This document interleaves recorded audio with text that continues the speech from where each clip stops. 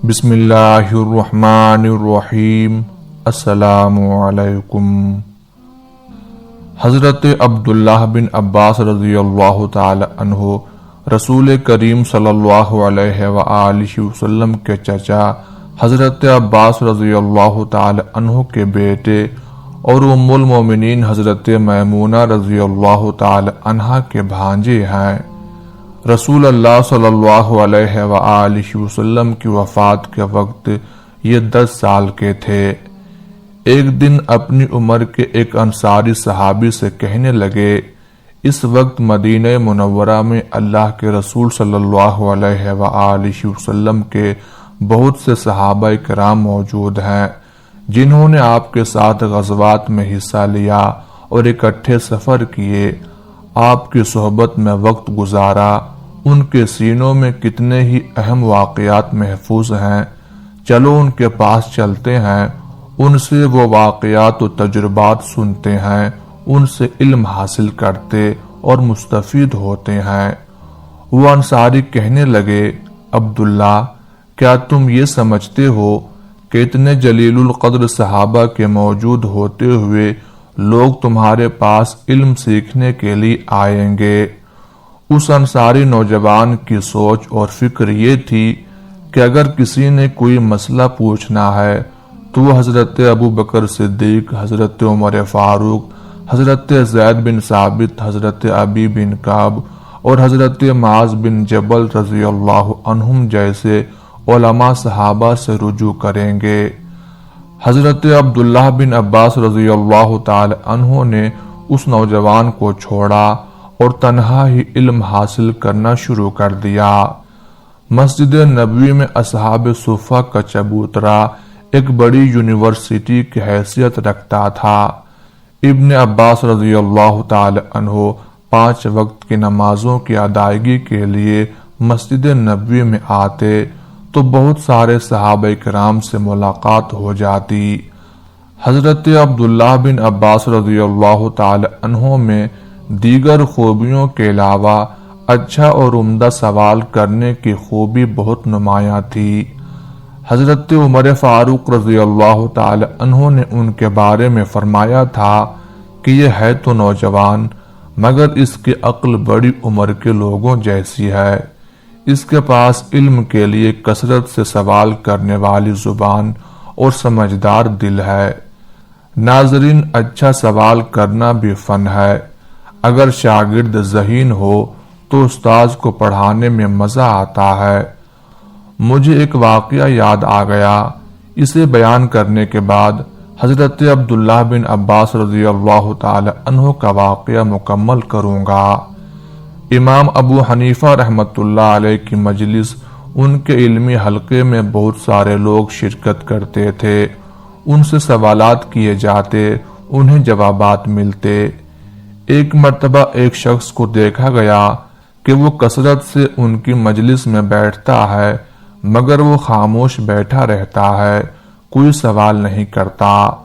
اس کے لباس، پگڑی وغیرہ سے ایسا لگتا تھا کہ وہ خاصا پڑھا لکھا معقول آدمی ہے۔ ایک دن امام صاحب نے اس سے کہا، بھائی، دوسرے لوگ سوالات کرتے ہیں مگر تم خاموش بیٹھے رہتے ہو، تم بھی کوئی سوال کیا کرو۔ اس نے کہا، جی امام صاحب، ٹھیک ہے، میں بھی سوال کروں گا۔ اگلے روز اس نے کہا، ذرا یہ تو بتائیے کہ روزہ دار کو روزہ کب افطار کرنا چاہیے؟ امام صاحب نے جواب دیا کہ جب سورج غروب ہو جائے تو روزہ دار کو روزہ افطار کر لینا چاہیے۔ اس نے اگلا سوال داغ دیا، اچھا تو امام صاحب یہ بتائیں کہ اگر آدھی رات تک سورج غروب ہی نہ ہو تو پھر روزہ دار کیا کرے؟ امام صاحب نے فرمایا، تمہارا خاموش رہنا ہی بہتر تھا، تم سوال نہ کرتے تو اچھا تھا۔ حضرت عبداللہ بن عباس رضی اللہ تعالی عنہ بہت بڑے گھرانے کے فرد ہونے کے باوجود بڑے مؤدب تھے۔ انہوں نے خود صحابہ کرام کے گھر جانا شروع کر دیا، وہ ان سے خوب سوالات کرتے، احادیث سنتے اور انہیں اپنے دل و دماغ میں جگہ دیتے۔ اللہ کے رسول صلی اللہ علیہ وآلہ وسلم نے بھی ان کے لیے متعدد دعائیں کی تھیں۔ ایک مرتبہ آپ نے ارشاد فرمایا، اے اللہ عبداللہ کو دین کی سمجھ عطا فرما۔ دوسری روایت کے مطابق آپ نے یہ بھی دعا فرمائی تھی، اے اللہ اسے قرآن کریم کی تفسیر کا علم عطا فرما۔ اور حضرت عبداللہ بن عباس رضی اللہ تعالی عنہ وہ خوش قسمت شخصیت ہیں کہ جب پیدا ہوئے تو ان کے والد انہیں اٹھا کر اللہ کے رسول صلی اللہ علیہ وآلہ وسلم کی خدمت میں لے آئے۔ آپ صلی اللہ علیہ وآلہ وسلم نے اپنے لعاب دہن سے انہیں گھٹی دی۔ اس طرح سب سے پہلی خوراک جو حضرت عبداللہ کو ملی وہ اللہ کے رسول صلی اللہ علیہ وآلہ وسلم کا مبارک لعاب دہن تھا۔ علم حاصل کرنے کے لیے ابن عباس رضی اللہ تعالی عنہ کے نزدیک صبح و شام یا دوپہر کچھ اہمیت نہیں رکھتے تھے، وہ علم کے پیاسے تھے۔ کتنی بار ایسا ہوا کہ وہ دوپہر کے وقت کسی صحابی سے کسی حدیث یا واقعہ کے بارے میں پوچھنے کے لیے ان کے گھر جا پہنچتے۔ اگر وہ قیلولہ کر رہے ہوتے تو یہ ان کے گھر کے باہر ہی بیٹھ جاتے اور انتظار کرتے کہ کب صاحب خانہ نیند سے بیدار ہوں اور ان کی بات سنیں، ان کے سوالات کے جوابات دیں۔ بعض اوقات وہ گھر کی چوکھٹ پر ہی لیٹ جاتے۔ گرم اور تیز ہوائیں چلتی تو گرد و غبار سے ان کا چہرہ اٹھ جاتا۔ صحابی قیلولہ سے فارغ ہو کر گھر سے باہر نکلتے، گھر سے باہر ابن عباس کو دیکھتے تو کہتے، اللہ کے رسول کے چچا زاد آپ کو خوش آمدید، آپ نے آنے کی کیوں زحمت کی؟ مجھے پیغام بھجوا دیا ہوتا، میں خود حاضر خدمت ہو جاتا۔ حضرت عبداللہ بن عباس رضی اللہ تعالی عنہ جواب میں کہتے، چونکہ ضرورت مجھے ہے اس لیے میں ہی آپ کے پاس آنے کا زیادہ حقدار تھا۔ پھر وہ ان سے سوالات کرتے اور وہ صحابی جوابات دیتے۔ ناظرین کرام، علم حاصل کرنے کے لیے علماء کرام نے بے پناہ قربانیاں دیں اور محنتیں کی ہیں۔ ایک عالم دین کا کہنا ہے، مجھے دوران تعلیم ہریسہ کھانے کا بڑا شوق تھا۔ میں اس خواہش کو ایک مدت تک اپنے دل میں چھپائے رہا۔ بارہا میں نے کوشش کی مگر میں ہریسہ خریدنے میں ناکام رہا۔ جانتے ہیں کیوں؟ اس لیے کہ ہریسہ بیچنے والا اسی وقت آتا تھا جب ہم استاذ کے پاس پڑھ رہے ہوتے۔ یہ کیسے ممکن تھا کہ ہم اپنا سبق چھوڑ کر ہریسہ خریدنے چلے جاتے؟ امام مالک رحمت اللہ علیہ کے ایک شاگرد یحییٰ بن یحییٰ لیثی تھا۔ یہ مسجد نبوی میں امام مالک رحمت اللہ علیہ سے حدیث پڑھتے تھے۔ ایک مرتبہ مدینہ شریف میں ہاتھی آ گیا، کوئی شخص لے آیا ہوگا۔ مدینہ شریف کے اکثر لوگوں اور طلباء نے اس سے پہلے ہاتھی کبھی نہیں دیکھا تھا۔